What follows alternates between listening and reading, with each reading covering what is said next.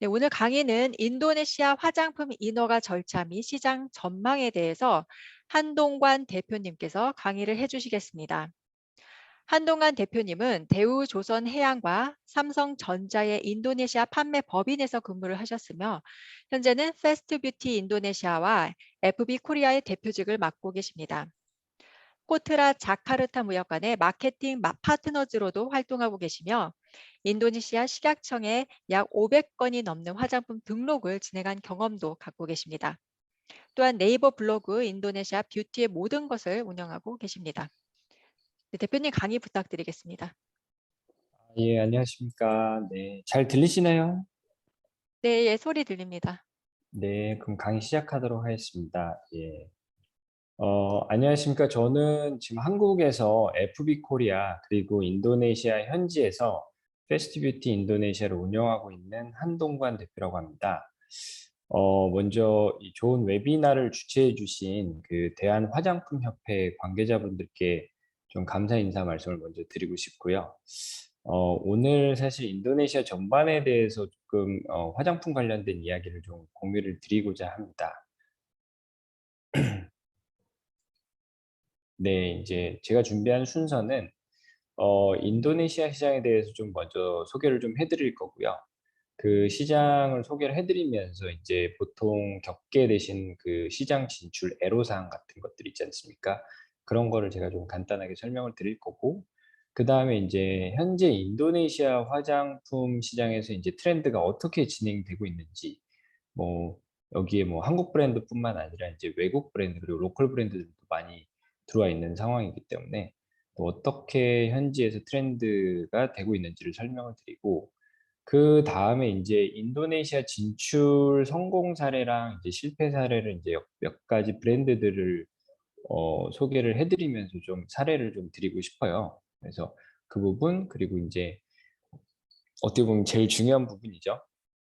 인도네시아 화장품 인허가 절차 비법이라고 하는데 이 부분에서 설명드리고 마지막으로 저희 회사에 대해서 아주 간단하게 설명드리는 순서로 진행을 하도록 하겠습니다. 네. 먼저 인도네시아 시장에 대해서 좀 설명을 드릴게요.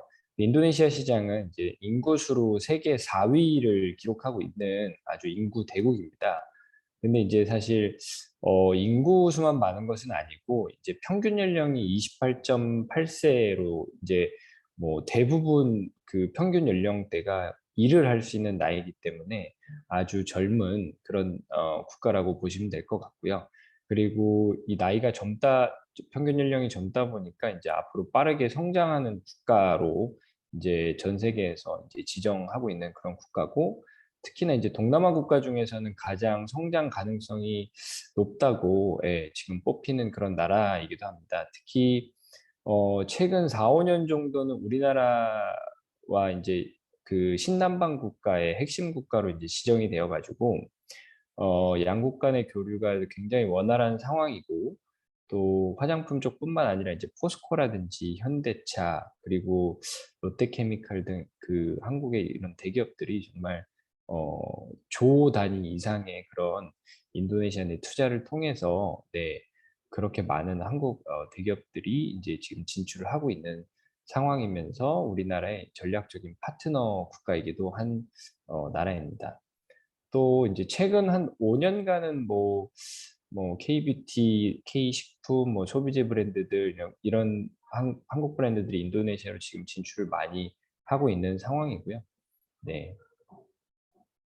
그래서 인제 보시면 아시겠지만 최저임금도 그 경제 성장과 더불어서 계속 올라가고 있고 그리고 소득이 증가를 하면서 외모를 꾸미는 데 지금 소비를 많이 하기 시작을 하고 있습니다. 그래서 뷰티 시장이 인제 급격하게 네 성장을 하고 있는 그런 시장이라고 보시면 될 것 같습니다. 특히나 인제 퍼스널 케어 부분하고 스킨 케어 부분의 인제 성장이 이제 좀 두드러지고 있는 상황인데 아마 2025 년도까지 이제 제가 좀 조사한 자료에 따르면은 퍼스널 케어 부분 매출이 약 41억 달러로 전망이 되는 그런 상황이고요. 그러다 보니까 아무래도 이런 인구 수와 이제 어떤 그 인도네시아의 잠재력 이런 거를 보고 진출을 하시는 분들이 많으실 거라고 생각을 합니다. 사실 인제 그렇게 해서 인제 큰 꿈을 꿈꾸고 인제 오시는 분들이 많으시겠지만 사실 이 시장이 그렇게 쉽지만 않은 시장인 거를 다들 알고 계신 걸로 알고 있고 그래서 인제 진출을 하셨을 때 어떤 애로사항이 있는지에 대해서 쪼끔 설명을 드리겠습니다.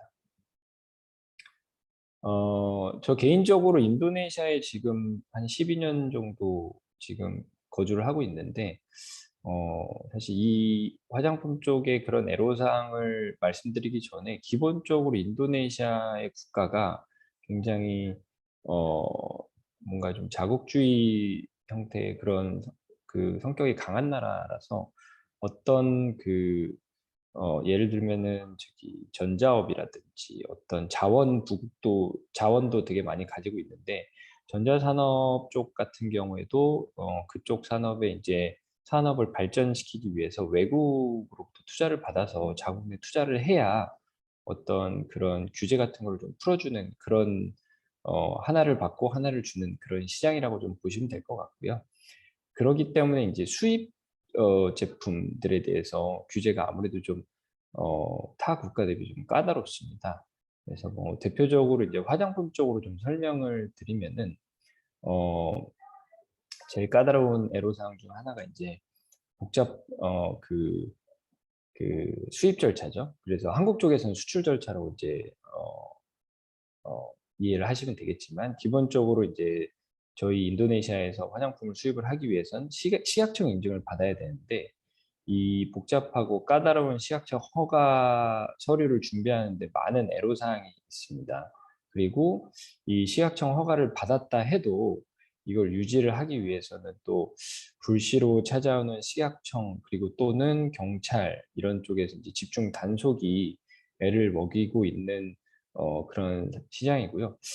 저희처럼 뭐 인증을 뭐 몇백 개 이상 받은 이런 업체들은 수시로 정말 어 이 단속이 나오기 때문에 정말 그 구비서류를 잘 준비를 해 놔야 유지를 할 수 있는 그런 시장이라고 볼 수 있습니다. 두 번째로 인제 제조 공장의 변경 또는 제품의 성분 변경 이제 자주 하시겠지만 이제 이게 변경될 때마다 사실 인도네시아에서 수입하려면은 다시 식약청 인증을 재발급을 받아야 되거나 또는 뭐 주소만 변경되는 경우에 뭐 다시 갱신을 해야 되거나 이런 애로사항들이 좀 있습니다. 그리고 세 번째는 화장품 수입 시마다 저희가 수입하는 수량 그리고 SKU별로 따라서 그 수량에 맞춰서 수입 허가 SKI라는 수입 허가인데요. 그러니까 인제 사실 이 수입 허가를 받기 위해서 비법을 받는다라고 보시면 될 것 같고요. 그래서 제품에 대한 비법을 식약청 허가를 받으면은 그다음에 수입할 때 이 수입 허가를 다시 신청해야 되는 매번 수입 시마다 다시 신청해야 되는 그런 그 까다로운 그런 절차라고 보시면 될 것 같습니다. 참고로 그 SKI의 약자는 수랏 끝드랑한 임포르 그러니까 인도네시아 말로 수입 허가라는 뜻이고요. 그래서 매번 수입 시마다 또 SKU별로 또 그 세금을 또 내야 됩니다. 그래서 인제 예를 들어서 요번에 수입할 때 뭐 20개 SKU를 수입을 한다고 하면은 그 세금을 인제 SKU 수에 맞춰서 또 어 지불을 해야 이 허가가 나오기 때문에 또 매번 수입 시마다 추가되는 비용이 드는 거고요. 네 번째 애로사항으로는 이게 사실 올해 1월 1 일부터 이제 적용이 된 사항인데 어 정말 보이지 않는 무역 장벽 중 하나로 인도네시아에서 많이 사용하는 부분이 있고 가전제품이나 뭐 다른 부분은 기존에도 적용이 되고 있었는데 화장품은 적용이 안 되고 있다가 올해 1월 1 일부터 적용되는 겁니다. 그래서 이 선적지 검사라고 한국에서 선적을 하시기 전에 인도네시아 KSO라는 감사 기관에서 지정한 한국 에이전트를 통해서 수출할 물량을 한국의 창고에서 인제 미리 검사를 받고 패킹 리스트랑 인제 뭐 동일한지 뭐 유효 기간이나 뭐 그런 배치 코드나 이런 거를 다 보거든요. 이렇게 몇 개 샘플로 뽑아 가지고. 근데 사실 그 요식 행위라고 저희는 생각을 하는데, 인도네시아 입장에서는 이 선적지 검사를 통해서 뭐 인도네시아 내에 뭐 유해한 물품이 수입되지 않도록 하겠다라는 건데, 사실 무역 장벽이라고 보시면 될 것 같고요.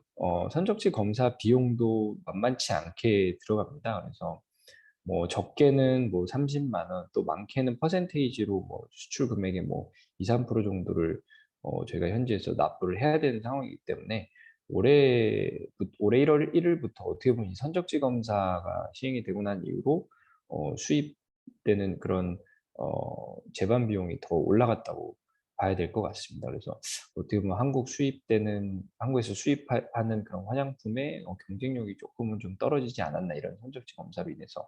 그리고 이게 사실 저희가 이제 급하면 항공으로 물건을 보내기도 했었는데, 그 선적지 검사를 신청을 하고 이제 한국에서 이제 또 검사원이 와 가지고 검사하는데, 뭐 빠르게는 뭐 1주일, 뭐 길면 한 2주일 정도 걸리거든요. 그래서 그러다 보니까 항공으로 보내려고, 급한 물건을 항공으로 보내려고 해도 선적지 검사가 있기 때문에 사실 '항공에 대한 메리트가 좀 많이 없어지지 않았나.'라고 저는 개인적으로 좀 생각을 하고요. 네, 마지막으로 이제 다섯 번째는 현지에서 판매할 때 저희가 그 뭐 공장 정보, 수입자 정보, 그리고 비폰 번호 이런 것들을 라벨 스티커를 부착을 해 가지고 현지에서 판매를 해야 되는데, 그 라벨 스티커를 안 부착하는 것도 문제지만, 부착을 했을 때 뭐 정보가 또 잘못 부착이 되어 있는 경우에 이제 또 경찰들이 또 그 집중 단속을 하고 있습니다. 그래서 요런 것들만 또 집중적으로 단속을 하는 경찰들이 있어 가지고 조금 많이 어려운 그런 상황이라고 보시면 될 것 같습니다. 그래서 요 다섯 가지를 제가 이제 좀 애로사항으로 좀 말씀을 드렸고요. 이제 인도네시아 화장품 시장에 대한 트렌드에 대해서 좀 말씀을 드려보도록 하겠습니다. 최근 인도네시아도 뭐 아시겠지만 다른 동남아나 다른 외국과 같이 그 한류의 인기가 진짜 장난이 아닙니다. 그래서 뭐 드라마 또는 한국 음식, 뭐 그래서 그런 것들 통해서 현지에서 이제 한국의 인기가 정말 절정을 다하고 있는데요. 이로 인해서 이제 인도네시아 여성들의 메이크업도 과거 서구식의 이제 막 짙은 그런 이었던 거에 반해서 한국 분들이 많이 하시는 투명 메이크업, 그런 한국 메이크업이 지금 굉장히 각광을 받고 있습니다. 그래서 그 유리 피부를 만들기 위해서, 네, 피부 관리가 필수지 않습니까? 그래서 이제 피부 관리가 이제 좀 유행이고, 그러다 보니까 이제 특히 코로나 기간 동안에 스킨케어 판매가 정말 압도적으로 많이 성장을 했습니다. 그래서 과거 한 5년 전 인도네시아에서는 조금 판매되기 어렵겠다라고 생각했던 제품들이, 사실 세럼, 앰플 뭐 이런 것들은 인도네시아에서 좀 힘들겠다라고 생각을 했었었는데, 정말 말도 안 되게 지금은 이런 제품들이 정말 폭발적으로 판매가 지금 증가를 하게 되었고, 특히 이제 여드름성 피부, 그리고 넓은 모공, 이게 뭐 날씨가 덥고 습하고 그러다 보니까 넓은 모공, 그런 걸로 이제 스트레스를 받던 여성들이 스킨케어 제품을 이제 꾸준히 사용을 해서 이제 개선된 피부를 갖게 되면서 어떻게 보면 바야흐로 이제 스킨케어 전성 시대가 됐다고 얘기를 좀 할 수 있을 것 같습니다. 네. 다음은 이제 사실 로컬 브랜드에 대해서 좀 말씀을 안 드릴 수가 없는데요. 그 스킨케어 시장이 이제 좀 성장을 하면서, 사실 K뷰티 스킨케어 제품만 그 스킨케어 시장 성장에 기여를 한 건 아니고요. 어 이제 신규 로컬 브랜드들이 굉장히 많이 성장할 수 있는 계기가 됐습니다. 특히나 이제 인도네시아 소비자들의 니즈를 누구보다 잘 알고 있는 그 로컬 기업들이 현지에서 고급 원료를 사용을 해 가지고 제품을 점점 많이 출시를 하고 있고, 그리고 이제 가격 경쟁 면에서도 사실 로컬 생산을 하다 보니까 K뷰티 제품과 비교해서는 아무래도 높은 경쟁력을 갖게 되었습니다. 그래서 인도네시아에서 인제 지금 로컬 제품들이 굉장히 급성장을 했고, 지금도 굉장히 활발하게 진행되고 있는데, 사실 여기는 제가 앞서 말씀드린 대로 인도네시아의 성격 자체가 약간 자국주의라고 제가 말씀을 드렸었는데 인도네시아 내에서도 자국 제품 구매를 해야 된다는 그런 운동이 좀 있습니다. 그래서 이왕이면은 뭐 메이드 인 인도네시아를 구매하자라는 그런 운동까지 또 유행을 하면서 사실 최근 2~3년간 로컬 브랜드들이 아주 급격하게 성장이 된 그런 계기가 되었습니다. 이렇게 로컬 브랜드들이 성장을 하게 된 계기는 또 뭐 이 부분에서 조금 민감한 부분이긴 한데 사실 인도네시아 내에서 그 한국계 제조 공장 굉장히 큰 한국계 제조 공장에 진출을 꽤 오래전부터 했었었는데 이 제조 공장이 이제 로컬 브랜드들한테 이제 영업을 하면서 이제 로컬 브랜드들은 이제 한국 제조 공장의 그런 품질력을 갖게 되었고 그리고 인제 한국의 트렌드나 이런 것들을 신속하게 적용할 수 있는 상황이 되면서 솔직히 인제 좀 현재 로컬 브랜드들이 많이 성장을 했다고 네 생각을 개인적으로 합니다. 네. 그래서 인제 또 대규모 로컬 브랜드들이 대부분 이제 또 큰 대기업들도 많기 때문에 대규모의 자금을 가지고 마케팅을 또 직접 하거든요. 그러다 보니까 적극적인 홍보까지 현지에서 진행을 하다 보니까 뭐 제품의 뭐 가격 경쟁력뿐만 아니라 뭐 마케팅 경쟁력까지도 뭐 우월해지는 상황이라서 로컬 브랜드 유행을 막기는 어렵습니다. 근데 인제 이 3번 부분에서 보시면 아시겠지만 그 뭐 한국의 유명한 제품, 외국의 유명한 제품을 모방해서 출시를 아직까지도 많이는 하고 있어요. 그래서 그런 제품들이 굉장히 인기를 얻고 있고 그래서 duplicate의 약자로 여기서는 dupe라고 하는데 dupe라고 하는데 이제 뭐 SK2의 dupe다 뭐 무슨 한국의 무슨 어떤 제품의 dupe다 이런 식으로 인제 해서 또 가격을 좀 저렴하게 팔면서 이렇게 좀 마케팅을 하면서 예 많이 성장을 하고 있는 상황입니다.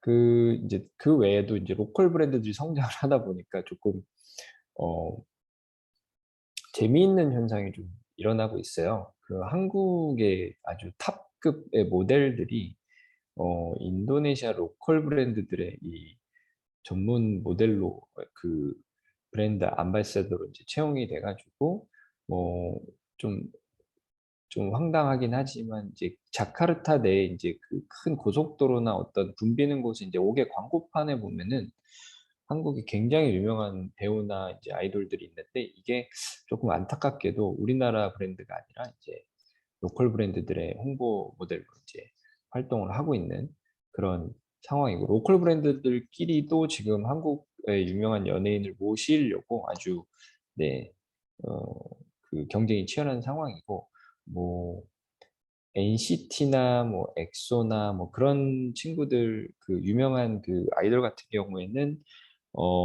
글로벌 계약이 있고 이제 뭐 지역별 계약이 있잖아요. 근데 이제 이런 로컬 브랜드들은 인도네시아만 계약을 하면 되니까 아무래도 조금 그 글로벌 계약을 맺는 것보다는 조금 가격적으로 좀 메리트가 있다고 하더라고요. 그러다 보니까 이제 많이들 요즘 로컬 브랜드들이 많이 그 한국의 유명한 브랜드들을 네 지금 어 이렇게 채용을 해 가지고 이제 활용을 하고 있는 상황입니다. 요거 부분은 인제 사실 뭐 뷰티 업종이 인제 다른 뭐 식품이나 인제 요런 쪽이랑 같이 콜라보를 하는 경우가 지금 인도네시아 현지에서도 되게 많습니다. 그래서 뭐 카페 브랜드랑 같이 뭐 협업을 한다든지 아니면 뭐 디즈니라든지 뭐 이런 캐릭터 상품이랑 같이 협업을 해서 네 제품을 출시하는 네 그런 게 이제 한국하고 비슷하죠. 인제 고렇게 좀 진행을 하고 있는 그런 상황입니다. 인도네시아 뷰티 시장을 얘기하면서 사실 쇼피를 빼놓을 수는 없을 것 같아요. 저희가 인제 현지에서 판매를 하고 있는 상황인데 정말 저희가 체감하는 분야 그 느낌으로는 쇼피는 정말 뷰티 쪽에서는 뭐 한 온라인 뷰티만 놓고 봤을 때 전체 시장의 한 매출의 한 80% 정도 이상 되는 그 정도의 그 현지에서 느낌이거든요. 그래서 체감상으로는. 그래서 아주 굉장히 잘 되고 있는 플랫폼이고 굉장히 공격적으로 현지에서 마케팅을 진행을 하고 있습니다. 그러다 보니까 이제 뭐 TV 광고뿐만 아니라 뭐 행사 때는 뭐 탑 클래스의 뭐 한국 아이들을 초대해서 공연을 하거나 뭐 그런 식으로 이제 고객을 유치하는 데 열을 올리고 있고, 이러다 보니까 이제 더블데이 때 이제 더블데이가 이제 앞에 월하고 그 날짜가 똑같은 1월 1일, 2월 2일 뭐 이런 쪽인데, 더블데이 때는 배송비를 다 지원을 해줘요. 그러다 보니까 이제 그 고객들이 확 몰려서 매출이 많이 일어나는 그런 이벤트도 하고 있고, 바우처 증정이나 여러 혜택을 좀 제공을 해서 지금 뭐 뷰티 쪽으로는 넘버 원이라고 보시면 될 것 같습니다. 그리고 조금 특이한 사항은 이제 여성 고객이 좀 아무래도 뷰티 쪽으로 이제 크게 점유를 보유를 하고 있다 보니까 이제 여성 고객이 중심인데,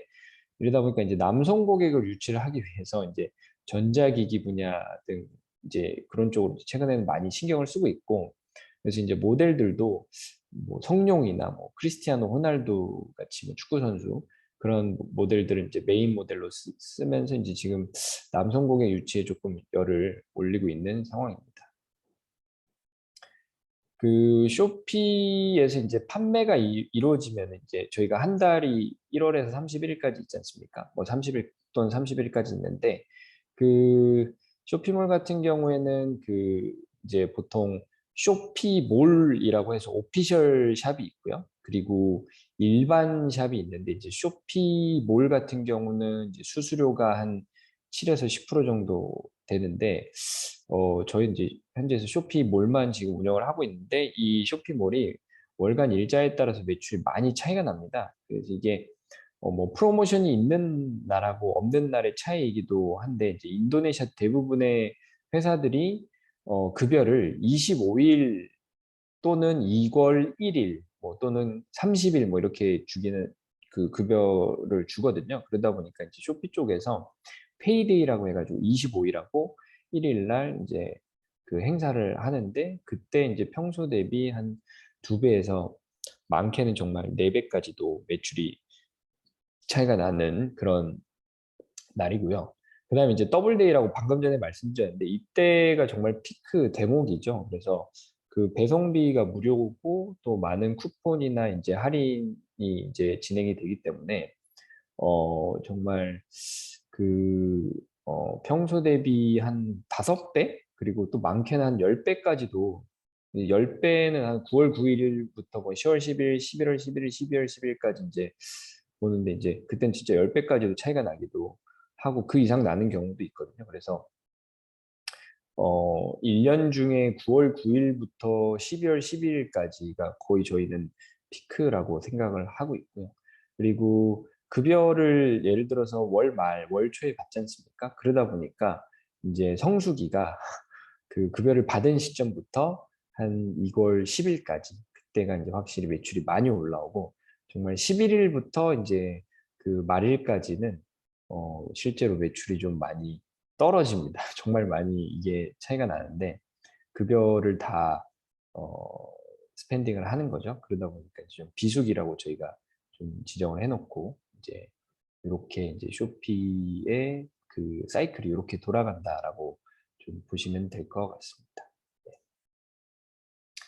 뭐 사실 그래서 이제 이 부분을 하나 빼뜨렸는데, 이 비수기 때 이제 가만히 있으면은 정말 매출이 정말 안 나오거든요. 그래서 저희는 비수기 때 뭐 좀 프로모션을 좀 더 세게 해서, 그 성수기 때 들어왔던 트래픽을 어느 정도 가지고 오려고 좀 노력을 하고 있는 그런 상황입니다. 예. 앞서 말씀드렸듯이 그 더블데이에 대해서 조금 더 추가 설명을 드리면은, 사실 9월 9일부터 12월 10일까지가 이게 좀 피크 더블데이라고 제가 말씀을 드렸는데, 그러다 보니까 9월 9일 또는 10월 10일, 11월 10일 이때에 그 일정 규모 이상의 그 브랜드 샵 또는 셀러들을 대상으로 쇼피 내에서 그냥 엑스트라 노출을 해주는 그런 어떤 혜택이죠. 그런 조건으로 캠페인 참가비를 받습니다. 그래서 참가비는 그 캠페인 등급에 따라서 조금 다른데, 뭐 보통 우리나라 돈 원화로 약 160만 원 정도부터 시작을 하거든요. 그때부터 뭐 그 등급에 따라서 이제 뭐 노출되는 슬롯이나 어떤 플래시 세일 뭐 빈도나 이런 것들이 좀 차이가 나고, 그리고 뭐 이게 이제 사실 처음 시작하는 브랜드들 입장에서는 굉장히 부담스러울 수 있는데 사실 조금 머뭇거리면은 캠페인 슬롯이 이게 이제 아무한테나 해주는 건 아니기 때문에 이제 제한이 돼 있거든요. 그러다 보니까 금방 이게 어 그 다른 어 그러니까 여기에 참여하고 싶은 업체들이 많다 보니까 금방 없어져서 조금 머뭇거리면은 없어지는 기회이기 때문에 더블데이 캠페인은 반드시 참가를 해야 된다라는 어 제 의견을 좀 말씀드리고 싶습니다. 네. 그리고 이제 더블데이 때 매출은 좀 많이 나오는데 그만큼 또 할인도 좀 많이 해야 되거든요. 아무래도 다른 브랜드들 대비, 다른 샵들 대비 경쟁력을 갖추려면은 할인도 많이 해야 되기 때문에 뭐 매출적으로는 많이 나오겠지만 이제 마진 쪽으로는 조금 한번 퀘션 마크를 생각을 하는 경우도 생기거든요. 그래서 조금 일장일단이 있는 그런 캠페인이라고도 생각을 합니다. 근데 이제 아무래도 한번 이렇게 노출이 되다 보면은 그다음번에 이제 들어오는 고객들이나 이제 구매자들의 그 모수가 커지기 때문에 뭐 가능하면 많이 노출시키고 뭐 하는 게 저는 좋다고 생각을 하고 있습니다. 네. 이 외에도 사실 이런 참가비를 받고 이렇게 하는 캠페인 외에도 쇼피 쪽에서는 이제 좀 잘 판매가 되는 샵이나 또 이런 캠페인을 자주 이렇게 참여하는 그런 샵 또는 그 셀러들은 그 자체적으로 화이트 리스트로 이제 등록을 해 줍니다. 그러다 보면 이제 화이트 리스트로 등록이 되면은 뭐 어떤 돈을 뭐 비용을 내지 않아도 쇼피 쪽에서 자체적으로 그냥 노출을 시켜주거나 어떤 배너를 걸어주거나 이렇게 해서 좀 그 세일즈를 좀 푸시해주는 경우가 많고, 그리고 이제 쇼피몰을 이제 보유를 하게 되시면 이제 담당하는 직원이 생기거든요. 쇼피 내에서 어카운트 담당자가 생기기 때문에 그 어카운트 담당자를 항상 이렇게 좀 괴롭히셔가지고 우리 왜 이거 안 해줘, 왜 이거 안 해줘 이렇게 좀 괴롭히시다 보면 그쪽에서도 이제 또 한 번이라도 더 챙겨주려고 하고 있기 때문에 그렇게 좀 푸시를 좀 하시는 거를 좀 추천을 드리고 싶습니다. 이 쇼피를 말씀드렸는데 그 다음으로 좀 말씀드리고 싶은 게 약간 혜성처럼 등장한 그 틱톡인데요. 틱톡이 인도네시아에서 틱톡 샵은 없었고 그냥 틱톡만 있었는데 이게 작년 하반기부터 이제 틱톡 샵이 갑자기 좀 생겨나서 처음에는 그렇게 이렇게 관심이 없었는데 정말 최근에는 틱톡 샵을 통한 라이브 커머스가 많은 로컬 브랜드들이 본격적으로 투자를 하면서 지금 하고 있고, 아무래도 틱톡이 팔로워 수나 뭐 이렇게 그 엑스포저나 그 고객들의 눈을 끌어당기는 게 좀 인스타그램보다는 좀 빠르고 쉽고 또 그 팔로워를 모으는 게 좀 쉽기 때문에 그런지 어 조금만 집중하면 금방 또 이게 또 팔로워 수들도 많이 올라오더라고요. 그러다 보니까 이제 조만간에는 틱톡 샵이 좀 쇼피를 좀 위협할 수 있지 않을까라는 그런 생각을 저는 현지에서 좀 느끼고 있고, 그리고 틱톡 쪽에 또 조금씩 투자를 해 놓으셔서 조금 틱톡 내 샵에 좀 키워두시는 거를 추천을 드리고 싶습니다. 네, 이제 다음으로 이제 인도네시아 진출 사례, 이제 성공 사례랑 이제 좀 실패 사례가 있는데, 사실 제가 이제 많은 브랜드를 찝을 수는 없었고요. 제가 이제 현지에서 좀 개인적으로 좀 잘 알고 있고, 어떻게 진출했고, 어떻게 하고 있는지를 아는 그 브랜드들 중에 이제 좀 성공한 케이스를 좀 소개를 시켜드리고자 합니다. 이제 스킨천사라는 브랜드인데, 스킨천사 같은 경우에 이제 사실 주력 제품이 이제 그 센텔라 앰플이라는 제품이에요. 그러니까 아시겠지만 그 센텔라가 아무래도 여드름 쪽에 이제 좀 아크네 쪽에 좀 효과가 탁월하다 보니까 이게 사실 인도네시아 시장 중에서 그 중에서도 뭐 이 아크네 시장이 정말 크거든요. 그래서 여드름 때문에 고민하는 친구들이 너무너무 많기 때문에 정말 인도네시아에 맞는 그런 제품이다라고 저는 개인적으로 생각을 하고 있고, 이 센텔라 앰플이 그 현지 여드름성 피부를 가진 고객의 니즈를 정말 완벽하게 맞춰버리면서 이 센텔라 추출물 100%로 이제 구성이 되어 있는 앰플인데 인도네시아 시장에서 지금 스테디셀러로 자리를 잡았고, 또 하나 조금 신기한 부분은 그 가격대가 이제 다른 이제 K뷰티 브랜드 대비 굉장히 좀 고가에 판매가 되는데도 불구하고 사실 인도네시아가 고가 제품이 판매되기는 조금 어려운 나라거든요. 근데도 불구하고 아주 잘 판매가, 특히나 온라인에서 정말 판매가 잘 되는 제품입니다. 근데 성공 요인으로는 정말 뭐 이제 여기 이제 적어놓긴 했는데, 정말 공격적으로 인도네시아 마케팅을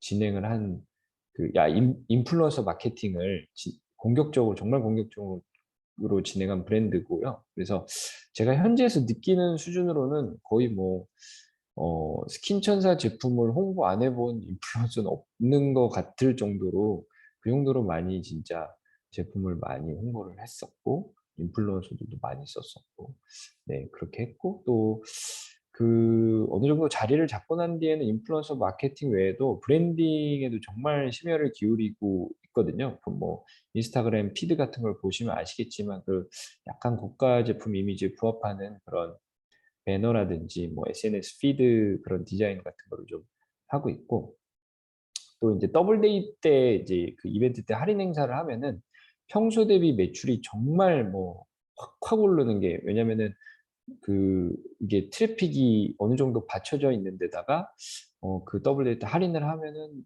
진짜 많이 트래픽들이 많이 몰리는 그런 브랜드라서 아마 앞으로도 훨씬 많이 성장을 현지에서 성장을 할 것 같고, 이제 제가 알기로는 하반기에는 이제 그 왓슨 오프라인 쪽에도 이제 다 진출을 한다고 알고 있기 때문에 아마 하반기에는 더 큰 매출이 나오지 않을까, 이렇게 이제 기대가 되는 브랜드입니다.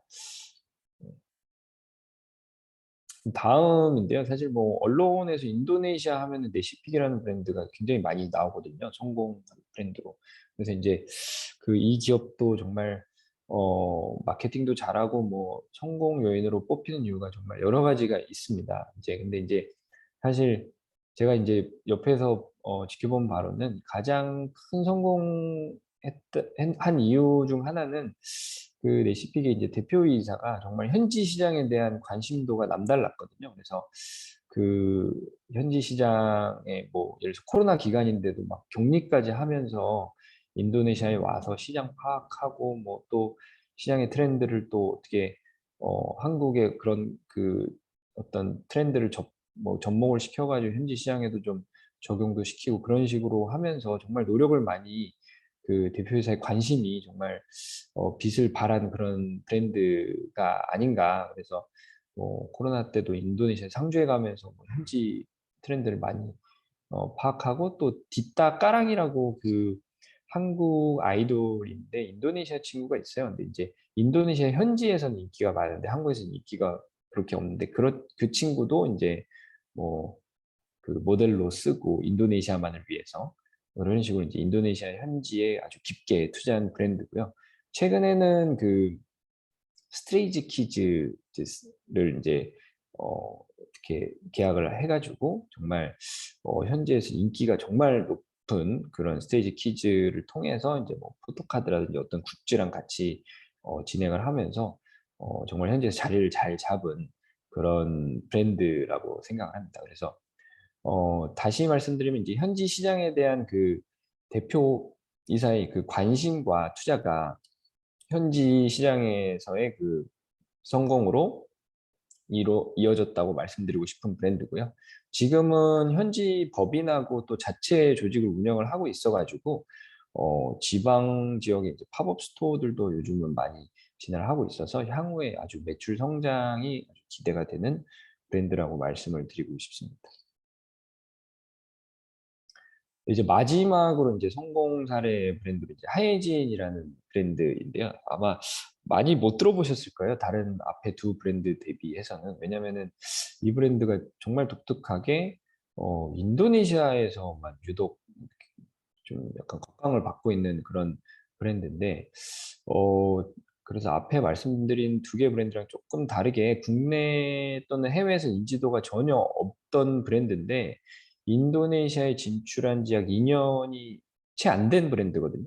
근데 이제 참 현지에서 참 자리를 잘 잡았고, 성공 요인으로 이제 뭐 자연 유래 성분으로 현지에서 이제 할랄 인증을 받은 건 아니에요. 근데 이제 할랄 인증을 받은 건 아닌데 그 자연 유래 성분이다 보니까 무슬림들한테 이제 프렌들리, 그러니까 무슬림들이 써도 굉장히 안전하다라는 그런 전략이죠. 그래서 무슬림 프렌들리 전략을 좀 펼쳤고, 그래서 뭐 이슬람에서 금기하는 성분을 섞지 않았다는 걸 이제 소구 포인트로 잡아서 좀 마케팅을 진행을 했었었고요. 또, 여기도 사실 매출이 나오기 이전부터 좀 과감하게 인플루언서들을 통해서 투자를 한 10개월 정도 꾸준히 진행을 했거든요.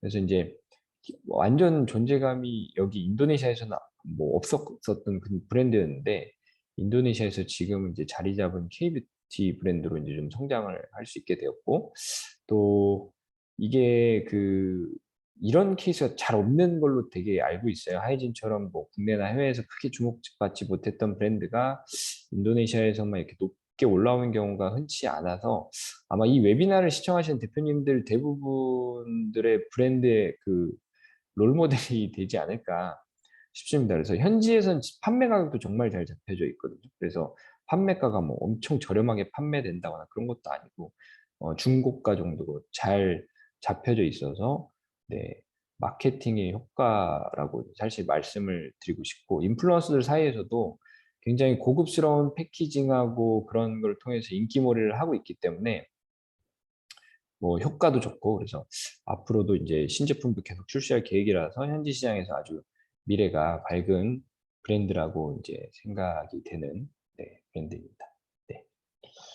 한 가지 빠뜨렸는데, 여기 재구매 고객 비중이 약 41% 정도가 돼요. 그래서 정말 약간 마니아층들, 그러니까 한 번 쓰고 두 번 쓰고 세 번 쓰는 거죠. 그래서 정말 제품이 이제 인도네시아 시장하고 좀 맞지 않았나. 네. 이렇게 좀 말씀을 드리고 싶습니다. 제가 이게 세 가지 브랜드를 진출 성공 기업으로 소개를 시켜드렸는데, 공통점이 일단 현지 피부에 맞는 제품력이 일단 기본입니다. 그리고 이외에 스타 마케팅이나, 그리고 제일 중요한 게 인플루언서 마케팅. 이런 이제 노출시킬 수 있는 그런 마케팅을 꾸준하고 공격적으로, 뒷받침이 좀 돼줘야 현지에서 자리를 잡을 수 있다고 생각을 하고요. 뭐 총판 형태로 이제 뭐 유통사한테만 그냥 맡겨놓는 게 아닌, 브랜드사가 직접 관심을 갖고 인도네시아 시장에 대해서 집중적으로 좀 파고 드셔야 이제는 좀 성공을 할 수 있지 않을까. 아무래도 경쟁이 워낙 치열하다 보니까. 그래서 이 부분도 조금 말씀을 드리고 싶습니다. 그렇게 해야 꼭 K뷰티로 좀 성공을 하는 조건이 되지 않나, 그렇게 생각이 들고요. 로컬 브랜드들 때문에 이제 요즘 현지 시장 내 K뷰티가 설 자리가 많이 줄었다고 이게 얘기들을 하는데, 마케팅이 잘 된 제품들은 뭐 꾸준하게 계속 성장을 하고 있기 때문에 전략을 갖고 진출을 하시면은 좋은 결과가 있을 것이라고 생각을 합니다. 또 이건 제 사견인데, 이제 하늘길이 좀 뚫렸잖아요, 국가 간에. 그래서 국가 간의 하늘길이 이제 뚫리면 이제 인도네시아에서도 한국으로 관광을 엄청나게 많이 가기 때문에, 또 관광객이 늘어나면은 또 다시 와서 한국에서 봤던 것들을 현지에서 구매하는, 즉 K뷰티의 전성기가 다시 좀 한번 찾아올 것으로 기대가 좀 될 것 같습니다. 네. 이제 사실 이건 진출 실패 사례인데요. 실패라기보다는 사실 뭐 철수한 사례죠. 그래서 이제 제가 실명을 거론을 하는 거는 조금 예의가 아닌 것 같아서 실명 거론을 못 해드리고 이제 이니셜로만 이제 말씀을 드렸는데, 어, 뭐 이유는 뭐 동일합니다. 잘못된 유통사 선정하고 비법 이슈인데요. 그만큼 비법이 정말 인도네시아 진출하시기에는 참 정말 힘든 부분입니다. 그래서 뭐 세 개 브랜드사 모두 공통적으로 현지 비법 홀더가 비법 홀더로 지정된 유통사죠. 그 유통사가 좀 잘못돼서, 현지 유통사가 비법 해지를 이제 협조하지 않으면서, 이제 세 개 브랜드 다 모두 단독 오프라인샵까지 있었던 브랜드로 제가 알고 있는데, 다 철수를 하게 된 브랜드고, 뭐 비법 기간이 끝나고 나서 다시 뭐 들어온 브랜드들도 있어요. 제가 말씀드린 이 세 개 브랜드 중에서는.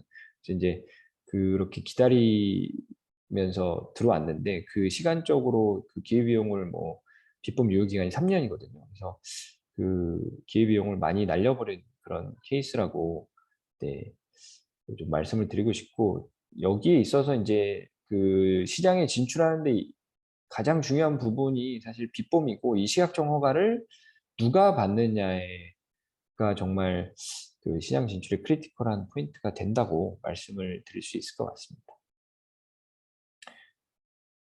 네, 이제 계속 제가 인허가 비법 말씀을 드리는데 그러면 화장품 인허가 그 시각청 인허가 비법을 어떻게 받아야 되는지에 대해서 좀 상세하게 좀 그 말씀을 한번 드려보겠습니다. 사실 브랜드사 입장에서는 화장품 인허가를 위해 관련된 서류만 제공해 주시고 이제 나머지는 현지 유통사에서 또는 그 비법 홀더 비법을 받는 업체에서 이제 진행을 하는 과정인데 그러다 보니까 이제 수출하시는 분들 크게 신경 쓰실 부분은 없다고도 생각을 하실 수 있는데 아무래도 현지에 법인을 세워서 뭐 직접 하시는 경우도 있거나 또는 뭐 유통사에 맡겨놨는데 유통사 쪽에서 막 이상한 이유를 가지고 비법이 늦어지는 핑계를 대는 경우도 많거든요. 그래서 이걸 좀 알고 계시면은 뭐 그런 핑계를 대도 좀 이게 제가 알기로는 뭐 이런 게 아닙니다라고 또 얘기를 하실 수도 있으니까 좀 한번 숙지를 하고 계시면은 인도네시아 진출하는데 좀 도움이 되실 것 같습니다. 기본적으로 이제 화장품 시각청 인증 절차는 두 가지로 나눠지는데요. 제조사 그 공장이죠. 제조사를 등록을 하고 그 공장이 등록된 다음에 그 공장에서 생산했던 제품을 등록하는 그런 절차거든요. 그래서 크게 두 가지로 나누어집니다. 그래서 앞서서 애로사항 중에 하나로 말씀드린 것처럼 제조 공장이 변경되거나 성분이 변경될 때마다 식약청 허가를 재발급 또는 갱신해야 된다는 부분이 이 제조 공장 등록 절차랑 연결이 되는 부분이거든요. 그래서 제조사 막 함부로 바꾸시면은 여기 현지에서 유통하는 저희나 이제 뭐 비법 진행하는 업체들은 정말 머리가 깨지고 비용이 다시 들어가기 때문에 그런 부분을 조금 이해를 해주시는 것도 좋으실 것 같습니다. 그래서 그렇고요. 그 제조사 등록을 하기 위해서는 가장 먼저 그 GMP라고 하죠. GMP 공장의 그 서트 GMP나 또는 ISO 22716도 인정이 됩니다. 이 두 가지 중 하나를 반드시 갖고 있어야지만이 제조사 등록이 가능하고 이 인증서가 없는 공장에서 만들어진 제품들은 정말 아쉽게도 화장품 인증 조건이 되지가 않습니다. 그래서 이 문서가 제조 공장에 있는지 확인을 하시고 인도네시아 진출 전에 그 공장에서 생산된 것, 그 인증서가 있는 공장에서 생산된 것만 화장품 등록이 가능하다는 점을 말씀드리고 싶습니다. 이 문서를 지금 대사관 그, 서트 GMP나 ISO 22716은 대사관에 이제 인도네시아 대사관에 공증을 받아서 제출을 해야 되는데요. 최근에 이런 질문들이 되게 많으세요. 그 한국하고 인도네시아 아포스티유가 발효가 됐는데 그래서 그 한국에 있는 인도네시아 대사관이 저기 공증을 안 해준다. 어떻게 해야 되냐. 아포스티유로 되는 거 아니냐라고 하는데 또 인도네시아 현지 시각청에서는 기존대로 한국에 있는 인도네시아 대사관에서 공증 받아서 가지고 오세요라고 지금 하고 있거든요. 아직도 지금 그러고 있는데 지금 굉장히 많은 업체가 지금 이게 그 현지 시각청에 지금 항의를 지금 하고 있거든요. 그래서 저희 생각으로는 조만간에 그 인도네시아 식약청에서 아포스티유를 인정을 해줘야 되지 않나라는 그런 현지 시행 명령이 좀 나올 것으로 기대가 좀 되고 있는데 지금까지는 받아들여주고 있지 않아요. 그래서 굉장히 애매한 상황입니다. 그리고 어, 제조사 등록, 그러니까 저희가 이제 그래서 서류를 받으면은 제조사 등록을 이제 현지에서 할 때 이게 근무일수 기준으로 14일이 걸린다고 이제 법령에는 나와 있거든요. 근데 법령에는 14일, 근무일수 기준이 14일이라고 나와 있는데 실제로 해보면은 14일 만에 등록되는 경우가 이제 뭐 그런 경우도 있고 그렇지 않는 경우도 있습니다. 뭐 서류 미비 뭐 사유라든지 어떤 뭐 여러 가지 사유로 이제 그 반려가 되는 경우가 있기 때문에 반려가 되면은 3주 정도 더 소요가 되거든요. 그래서 그러다 보면은 좀 힘든 상황입니다.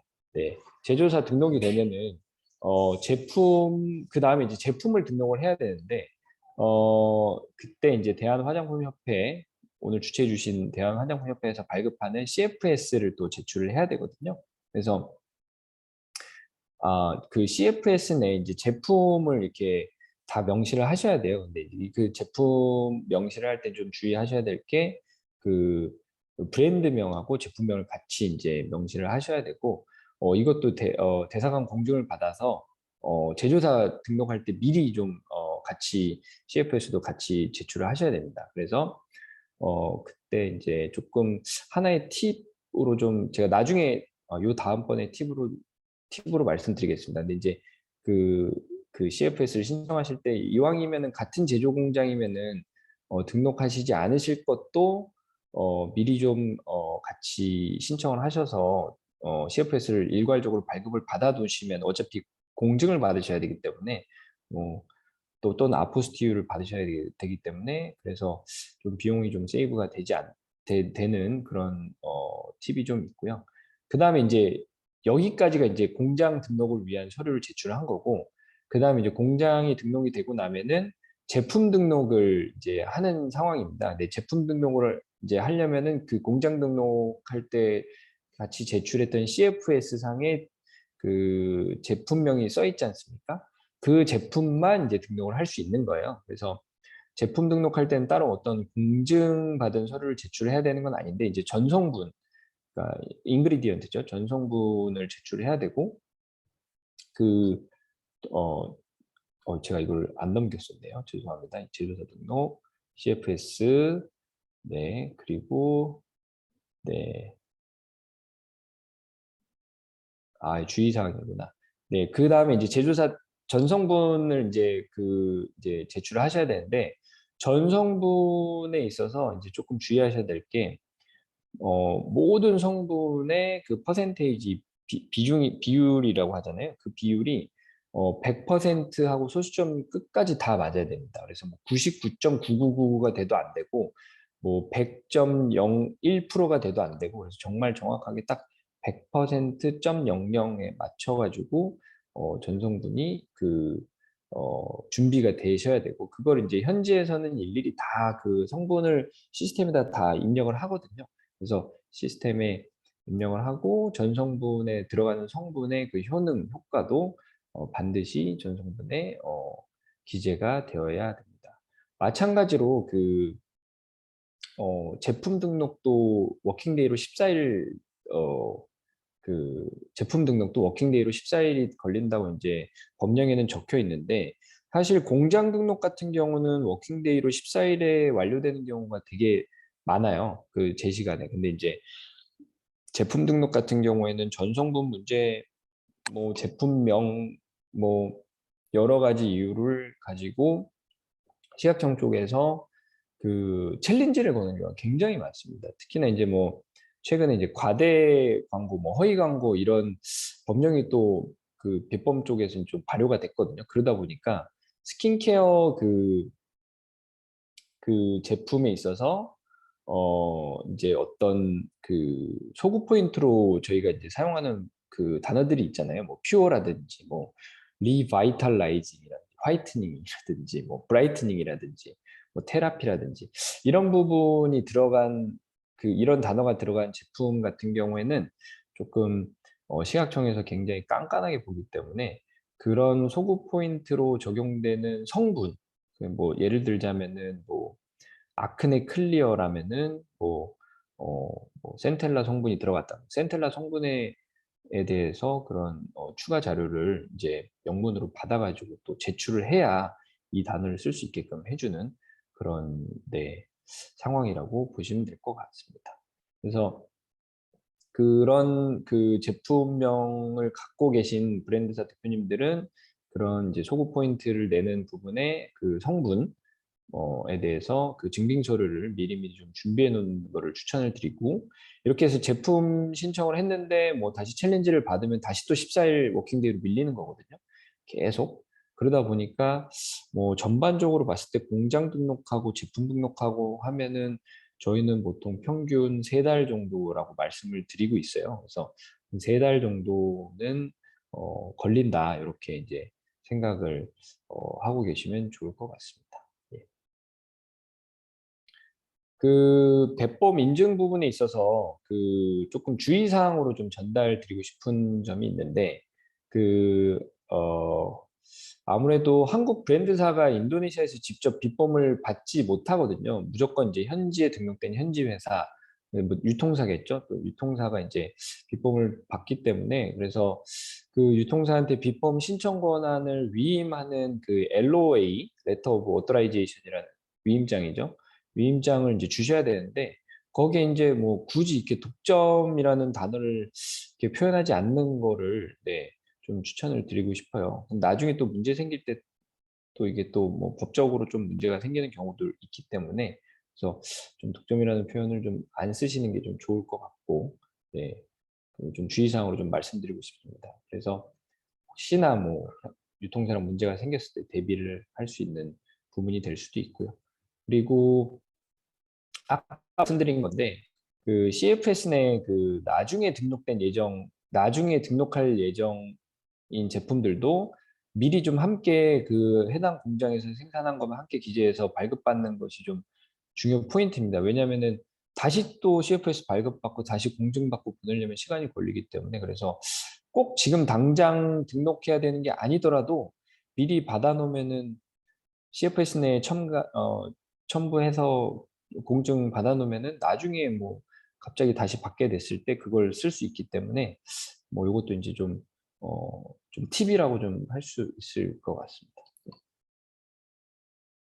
사실 이제 할랄 부분에 대해서 조금 살짝 말씀드리고 싶은데 사실 저도 할랄에 대해서는 진행을 해본 적이 없기 때문에 저 전문가는 아니고 솔직히 말씀드리면 지금 인도네시아 내에서 진출돼 있는 수입된 한국 화장품 중에서 인도네시아 할랄을 받은 제품 제가 알기로는 거의 없거나 있어도 정말 손에 꼽힌다고 제가 알고 있거든요. 저희도 할랄을 뭐 어떤 브랜드랑 해서 받아보려고 저희가 직접 그 의뢰도 하고 조사도 해봤었는데 이게 문제가 뭐냐면은 한국의 제조 공장에서 인도네시아 전용 할랄 라인을 어 이거를 세팅을 이렇게 할당을 해주지를 않아요. 그러다 보니까 뭐 돈 주고 받고 싶어도 지금 받기가 어려운 상황이고 뭐 자체 공장을 갖고 있지 않은 한에는 되게 어려운 상황입니다. 그리고 이 할랄을 받는 그런 과정들이 인도네시아 할랄 그 오디터 그러니까 이벨리에이터라고 하죠. 그 사람들이 2명이 한국에 비행기 타고 가서 체류하면서 공장을 실사를 하고 뭐 개선돼야 되는 점 이런 부분을 다 조사를 하는 거 그리고 원료에 대한 것들 이런 거를 다 하는데 그러다 보니까 지금 인증 비용이 굉장히 비싼 걸로 알고 있거든요. 뭐 2천만 원 정도 된다고는 알고 있는데 저희도 진행은 해본 적은 없어서 잘 모르는데 워낙 질문들이 많으셔가지고 제가 이제 한 페이지로 넣었습니다. 그래서 아시는 대로 인도네시아 정부에서도 그 2019년 10월부터 이제 그 할랄 그 표기 의무화, 그리고 할랄 인증 의무화 법령을 냈는데 이게 유예 기간이 있어요. 그래서 7년 정도 유예 기간을 받아서 화장품은 2026년 10월 17일까지는 뭐 유예 기간 중이기 때문에 지금 뭐 반드시 할랄을 받아야 되는 것은 아니고 지금 사실 현지에서 지금 있는 부분에서는 저희가 느끼는 바로는 이거를 지금 7년 후에 할랄 인증을 받지 않은 제품을 뭐 수입을 못 한다라는 그런 이야기가 있거든요. 근데 이제 쉽지 않을 거다, 뭐 또는 뭐 지금 이런 시스템 상황으로는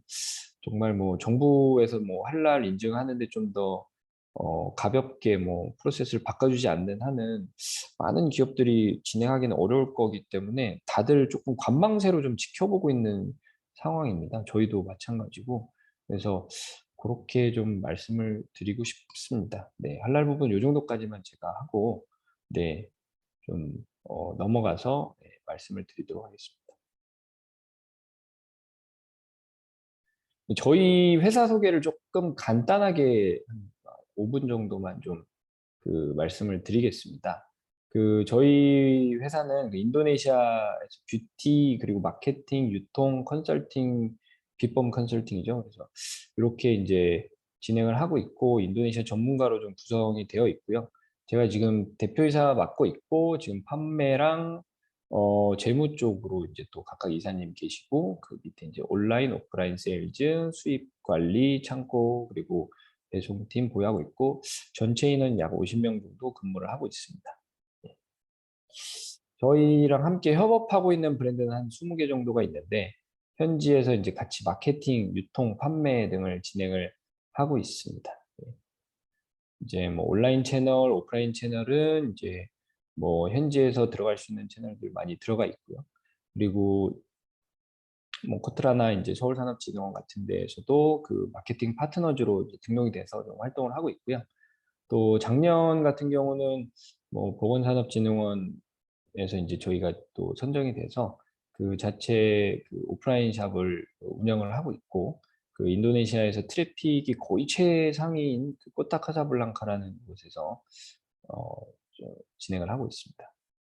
그리고 이제 매년 킨텍스에서 좀 주관을 하고 있는 인도 K뷰티 전시회에 참석을 하고 있고 올해도 참석을 할 예정입니다. 그래서 저희랑 협업하는 브랜드들의 인도네시아 내 인지도 향상에 조금 기여를 하고 있습니다. 올해는 8월 달에 열릴 예정이고요.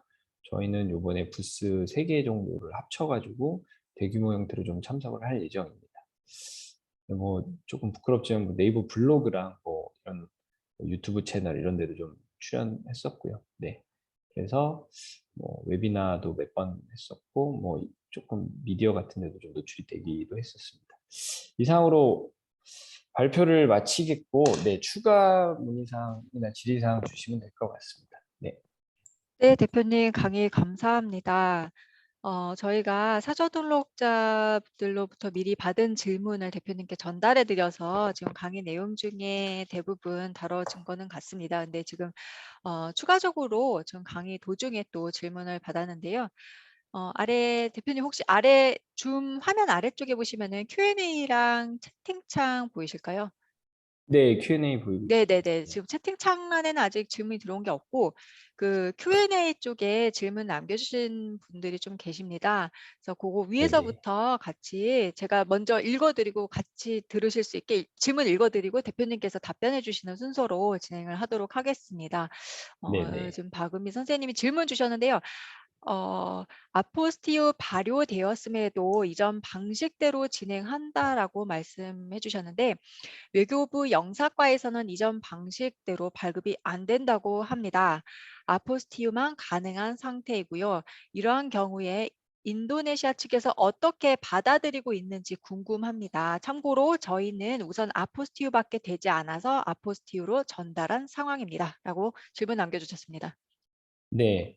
제가 아까 말씀드렸는데 인도네시아 쪽에서는 이제 사실 이전 방식대로 공증 받아갖고 와라 이렇게 대사관 공증 받아가지고 오세요라고 지금 하고 있는 상황이고 한국에서는 이전 방식대로 발급이 안 된다고 되어 있는 상황이라서 지금 엄청나게 많은 업체들이 컴플레인을 하고 있어요. 인도네시아 시약청에. 그래서 이거는 조만간에 인도네시아에서 조금 내부 공무원 시각청 인도네시아 시각청 공무원들은 내부 공문이 있어야 움직일 수 있다고 하더라고요. 그래서 이거를 준비를 하고 있다라는 얘기를 저희가 듣고 있어가지고 조만간에 뭐 해결될 것 같습니다. 지금 저희도 지금 서류 신청해놨는데 지금 받아들여지지 않고 있어가지고 좀 애를 먹고 있는 상황인데 계속 하루에도 몇 번씩 문의를 하고 있거든요.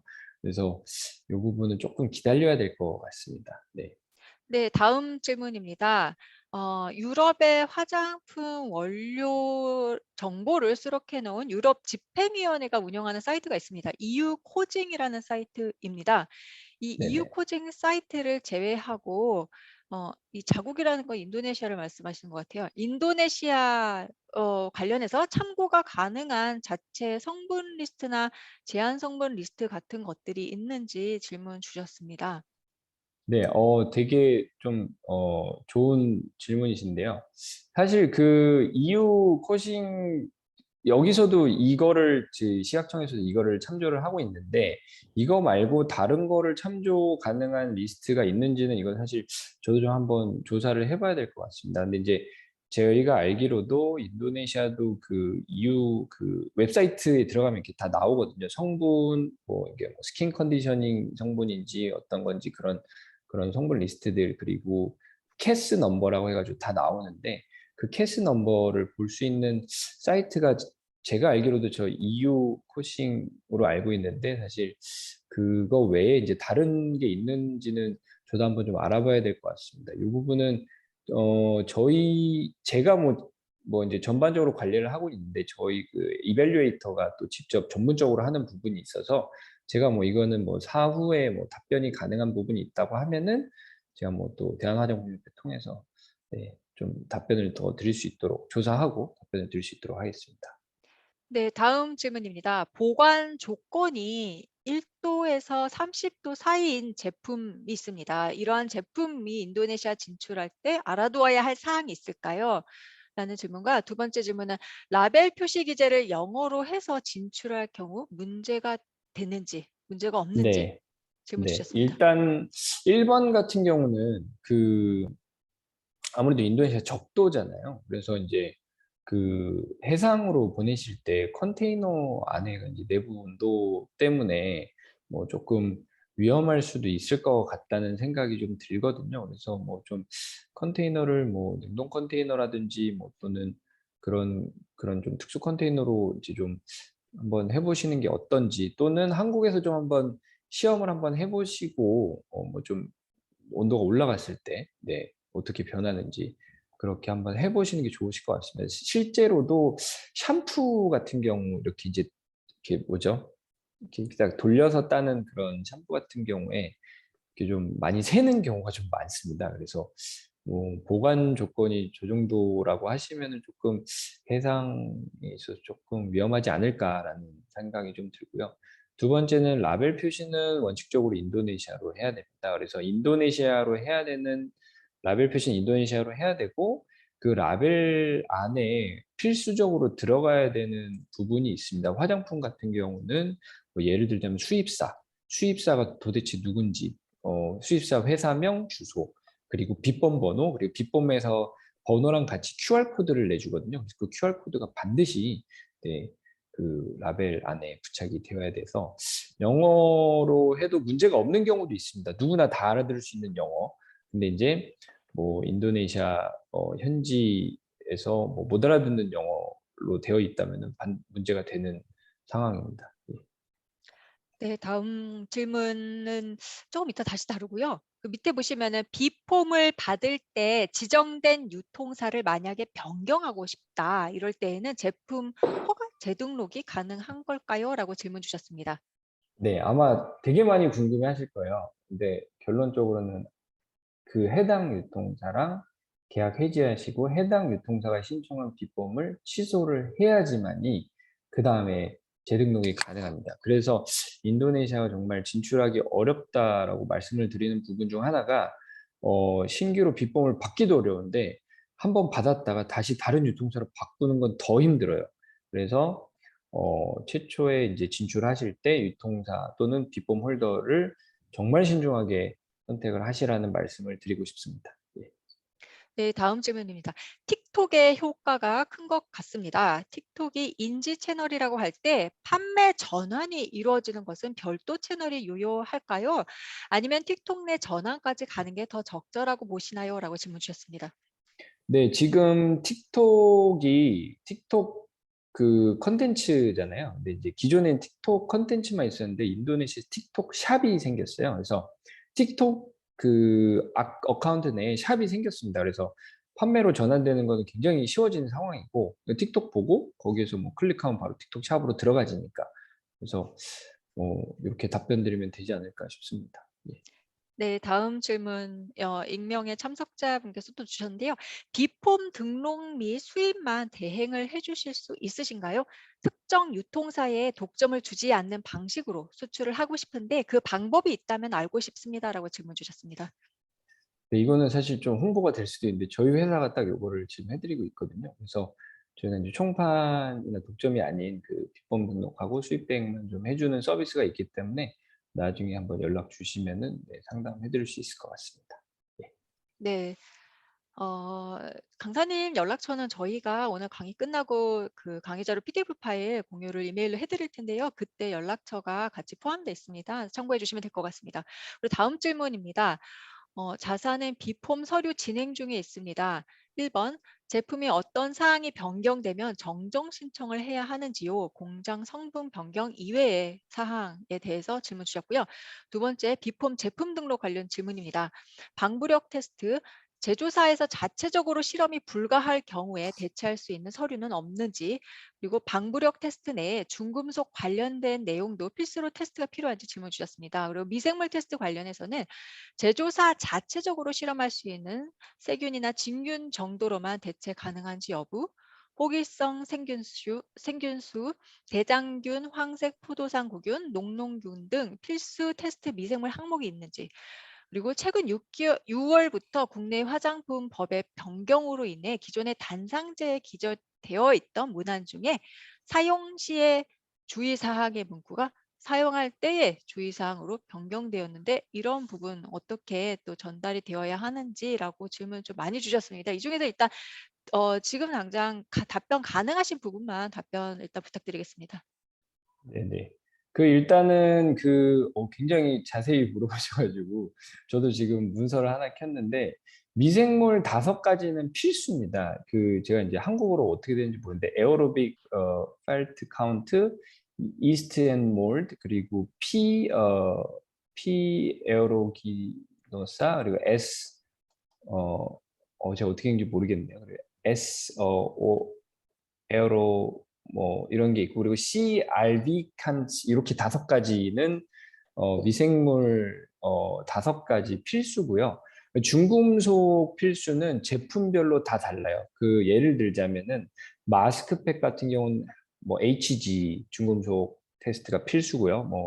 뭐 블러셔 같은 경우에는 PB랑 AS, 네, 그리고 크림 종류 그 정도는 다 HG. 스킨케어는 HG가 이제 중금속이 필수고, 베이비 오일 같은 경우는 PB, 그리고 이렇게 해서 이렇게 있고, 얼굴 파우더는 AS랑 HG, 징크 성분이 섞여 있을 때는 CD 추가해서 이게 비폼에서 나온 그 세부 시행령 그 유첨에 쫙 들어가 있습니다. 그래서 요거는 이제 본인이 그 대표님께서 수출하고 싶으신 제품이 어떤 건지에 대해서 이제 현지에 진행해 주신 업체가 있다면은 알려주시면 그 업체가 요거 이렇게 테스트 받으셔야 된다고 얘기를 하실 거고요.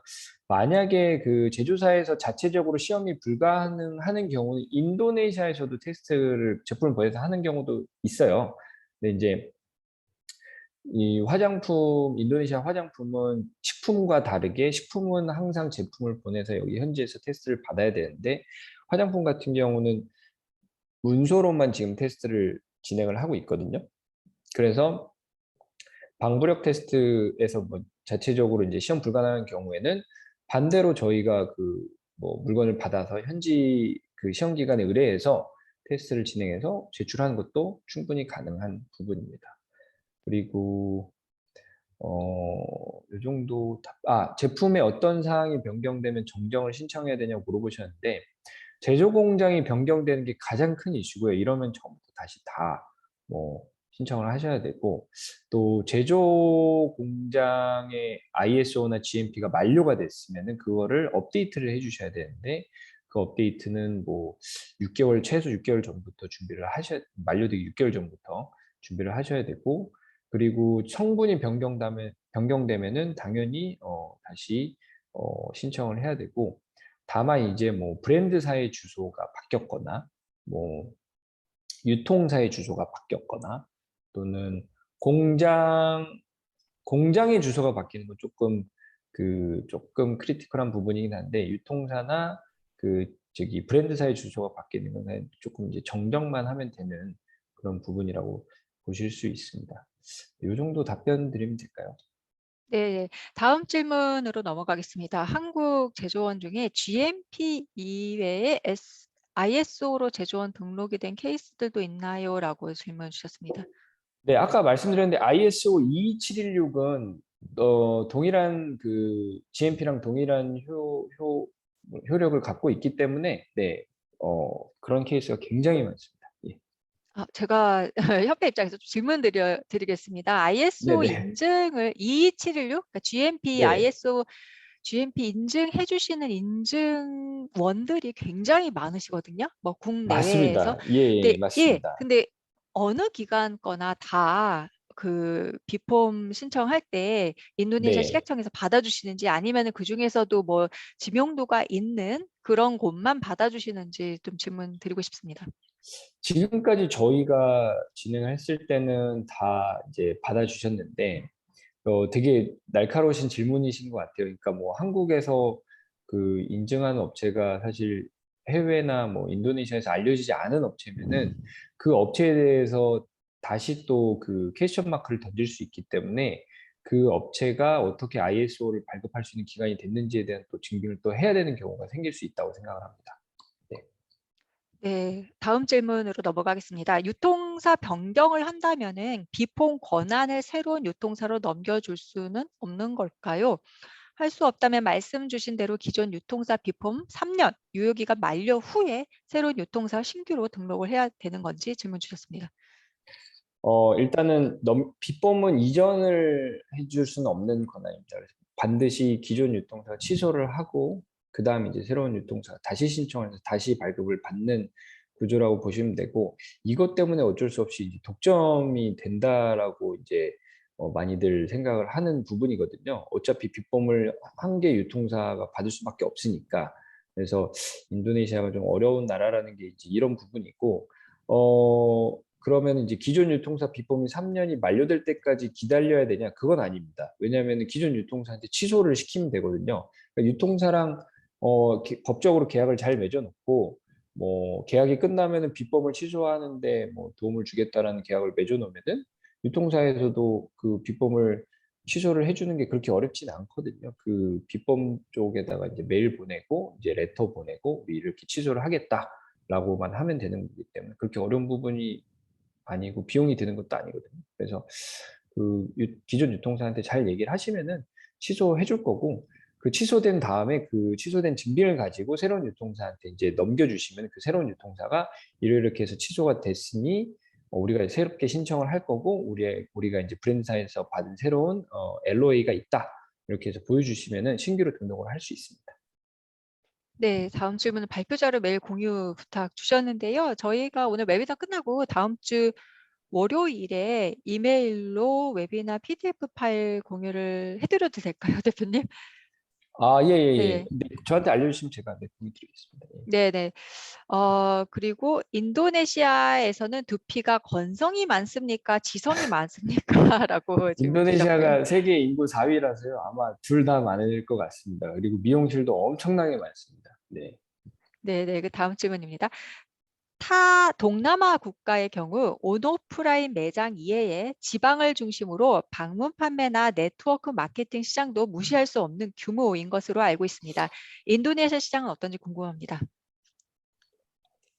예, 비슷합니다. 네. 그래서 인도네시아에서 큰 브랜드들 중에 방문 판매 또는 MLM이라고 하죠. 멀티레벨 마케팅으로 이제 큰 업체들도 많고 지금도 많이 하고 있는데 이제 온라인 시장이 대두되고 나면서 조금은 주춤을 하고 있는 것 같아요. 아무래도 방문 판매나 MLM 마케팅 제품 같은 경우는 마진이 엄청 크잖아요. 근데 이제 온라인에서 이제 판매하는 제품들 같은 경우는 마진이 그렇게 크진 않거든요. 그러다 보니까 그런 제품들이 누군가가 온라인에다 노출을 시키면은 방문 판매하던 분들이 이제 조금 힘들어지는 경우가 있기 때문에 막 이렇게 더 이상 이쪽이 커지고 있는 것 같지는 않은데 아직까지도 엄청나게 영향이 있는 거는 맞고 지금도 이렇게 진출을 해서 뭐 이렇게 진행을 하고 있는 그 브랜드들도 많고 특히나 이제 현지 브랜드들도 이렇게 또 하는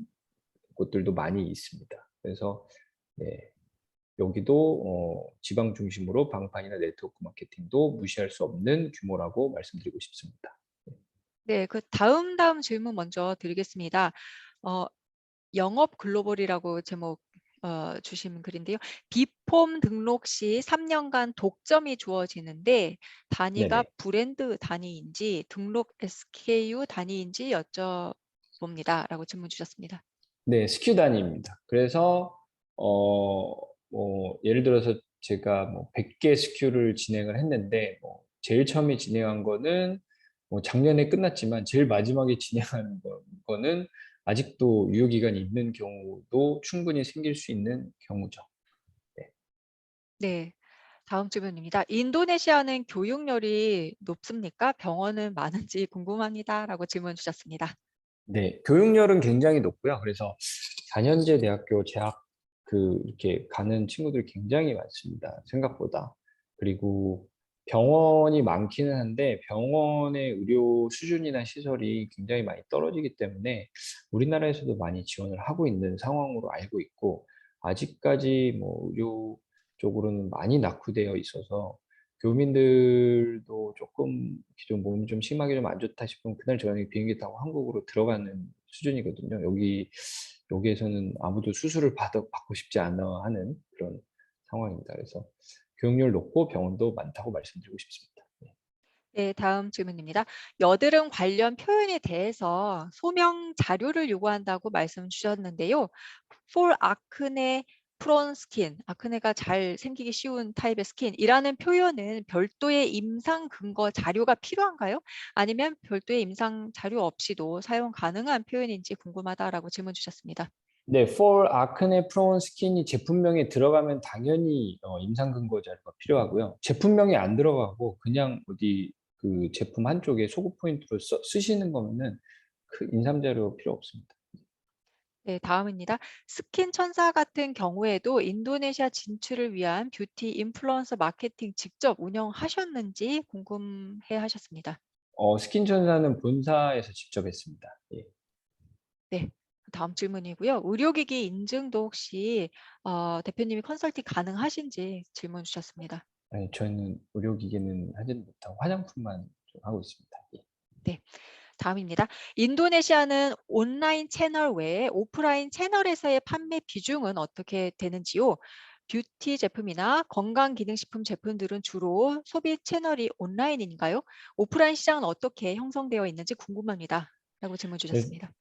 사실 제가 오늘 발표 자료에 오프라인에 대해서 좀 많이 다루지 못해서 이렇게 질문 주신 것 같은데 어 원래 기본적으로 오프라인 채널이 주도하는 시장이었고요. 근데 이제 코로나 때문에 오프라인 채널이 굉장히 좀 주춤했을 때 온라인 채널이 워낙 급격하게 성장을 하다 보니까 정말 지금은 온라인 채널이 좀 많이 커져 있는 상황이고 오프라인 채널이 이제 코로나가 풀리고 나서 많이 올라오고 있는 상황입니다. 대표적으로 이제 왓슨, 가디언, 뷰티 쪽, 헬스 앤 뷰티 쪽으로는 왓슨하고 가디언 그리고 센츄리라는 곳이 있는데 왓슨하고 가디언 쪽이 아무래도 좀 강하고 그리고 이제 뭐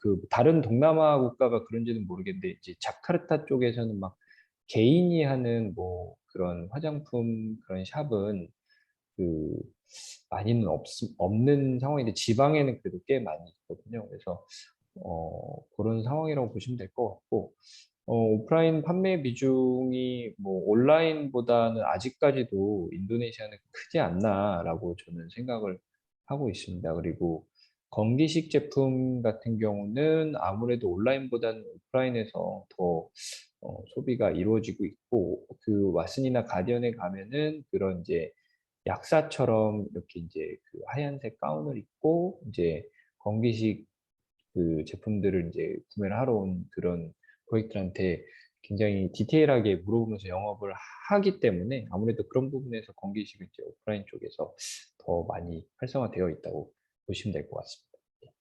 네, 다음 질문 드리겠습니다. 얼마 전에 인도네시아 등록 진행을 해주겠다라는 업체에서 하시는 말이 기존 유통사가 등록한 제품의 유효기간이 만료가 되었어도 기존 유통사에서 브랜드사의 동의가 없이 갱신이 가능하다라고 하는데 이게 맞는 말인지 궁금합니다. 라고 질문 주셨습니다. 기존 유통사가 등록한 제품이 만료가 됐어도 기존 유통사에서 브랜드사의 동의 없이 갱신 어, 아니요. 이미 만료가 됐으면은 다시 신청을 하셔야 됩니다. 네. 다시 신청을 하려면은 브랜드사에서 LOA를 다시 받으셔야 되고 그 LOA를 다시 제출을 하셔야 되는데 이거는 좀 잘못된 이야기인 것 같습니다. 브랜드사 동의 없이 갱신하는 거는 네, 만료가 됐는데 브랜드사 동의 없이 갱신하는 거는 불가능한 걸로 알고 있습니다. 네. 네, 다음입니다. 기존 유통사로 비품 등록을 한 후에 유통사 계약 만료로 취소, 기타 유통사로 재등록을 진행하는 경우 기존에 등록했던 동일 제품이라도 등록 절차, 심사 내용이나 기간이겠죠. 등록 절차가 신규 등록과 동일할까요? 동일합니다. 완벽하게 동일하고 그 비법 같은 경우에는 그 비법 내에 그 이제 허가를 이제 진행을 해주는 이밸류에이터들이 있는데 정말 그 이밸류에이터가 어떤 공무원이 걸리느냐에 따라서 뭐 기존의 그 등록 절차보다 더 어려워지실 수도 있으세요. 그러니까 기존에 뭐 이밸류에이터가 좀 별로 안 깐깐한 친구였다면은 뭐 소금 포인트 부분에 쓰이는 뭐 아크네, 뭐 브라운이라든지 어떤 그런 단어가 있었는데도 발급을 해줬다라고 했지만 요번에 신규 등록할 때는 깐깐한 친구가 걸리면은 거기에 대해서 뭐 소명 자료 주세요 등부터 해서 오히려 더 깐깐하게 될 수도 있는 거고 그러니까 어, 신규 등록하고 완벽하게 동일한 부분이라고 보시면 됩니다. 네. 네, 다음입니다. 천연, 유기농, 비건, 클린뷰티 화장품에 대한 니즈가 클까요? 사실 좀 답변 이제 제 사견으로는 별로 크지는 않을 것 같다는 말씀을 드리고 싶고요. 네, 아무래도 현지에서 할랄 생산되는 것들이 대부분 다 할랄 인증을 받고 이제 생산이 되다 보니까 할랄하고 비건하고 약간 조금 맞물리는 부분이 있어서 네, 조금 그렇게 꼭 비건, 유기농, 천연은 사실 좀 많이 찾는데 뭐 비건에 대해서 이렇게 많이 찾는 것 같지는 않는 것 같습니다. 네. 네, 다음 질문 드리겠습니다. 인도네시아의 피부과 클리닉이나 에스테틱 시장은 어떤가요? 피부 미용 시술에 관심이 많은 편인가요? 라고 질문 네. 주셨습니다. 피부 미용 시술에 굉장히 관심이 많고 에스테틱 또는 피부과 그 이제 전문의죠. 그런 클리닉도 굉장히 많고 굉장히 잘 되고 있는 그런 시장입니다. 근데 뭐 그 다만 조금 제가 하나 덧붙여서 말씀을 드리면은 그런 이제 피부과 의사 선생님들이 인도네시아 현지에서는 직접 또 그 연고 같은 걸 직접 만들 수 있어요. 우리나라 예전에도 이제 그 병원에서 약을 처방했듯이 여기는 아직까지도 그렇게 처방을 해주고 있는데 그러다 보니까 본인이 만든 제품을 가지고 영업을 하는 피부과 의사들이 많기 때문에 한국의 더마 제품들이 사실 저희 인도네시아에서 잘 안 되고 있거든요. 제가 좀 조사를 해봤더니 약간 이런 부분 때문이지 않을까. 아무래도 자기가 만든 제품을 팔아야 아무래도 마진이 좀 더 많이 나고 그래서 이런 부분이지 않을까. 좀 덧붙여서 좀 설명을 드렸습니다. 네. 네, 다음 질문입니다. 현재 A 유통사와 이미 제품이 등록되어 있는 것이 있습니다. 다만 A 유통사와 거래를 중단하게 되었습니다. 이것을 다른 유통사로 재등록하고자 하는데요. 이런 경우 기존 유통사에서 취소한다라는 동의서나 레터를 써주지 않는다면 신규로 등록은 불가능한 것인가요? 유효기간이 끝나기 전까지는 불가능하십니다. 네, 다음 질문입니다. 인도네시아에서 직접 영업을 할 경우에는 어, 영업과 홍보가 힘들다라고 들었는데 아마 섬이 많아서라는 글을 쓰셨던 것 같아요. 근데 네네. 이런 지방은 어떻게 영업과 홍보를 진행하는지 궁금하다라고 질문 주셨습니다. 사실 이 부분은 저희도 지방까지 막 영업을 하고 있지는 않아서 제가 화장품 쪽에서는 답변 드리기는 어려운데 기존에 이제 제가 있었던 회사에서는 이제 전자기기나 의료기기 같은 경우 이제 팔았었거든요. 그때는 그 지역에서 되게 그 잘하는 유통사들이 또 있습니다. 그 에이전트들이. 그래서 뭐 수마트라 지역은 뭐 A라는 에이전트, 뭐 동부자와 쪽은 B라는 에이전트 해가지고 그 에이전트들한테 다시 또 일종의 그 해당 지역의 총판을 맡겨서 영업을 하게끔 하는 경우가 대부분입니다. 네. 이제 추가로 들어오는 질문은 없는 것 같은데요. 근데 질문 주신 분 중에 할랄 관련 질문은 사실 오늘 대표님께서 커버하시기에는 조금 그 논외의 사항이라 제가 질문을 따로 읽어 드리진 않았습니다. 어 그리고 지금 채팅창에 제가 구글 링크를 하나 공유를 해 드렸거든요. 설문 만족도 조사 링크입니다. 여러분의 의견으로 오늘 같은 웨비나가 조금 더 체계적으로 좋은 내용으로 준비될 수 있도록 설문 한 1-2 분이면 되거든요. 참여 부탁드리겠습니다. 네, 오늘 장시간 발표해 주시고 또 자료 준비해 주시느라 많이 수고해 주신 오늘 대표님께 감사 말씀드리면서 오늘 웨비나를 마치도록 하겠습니다.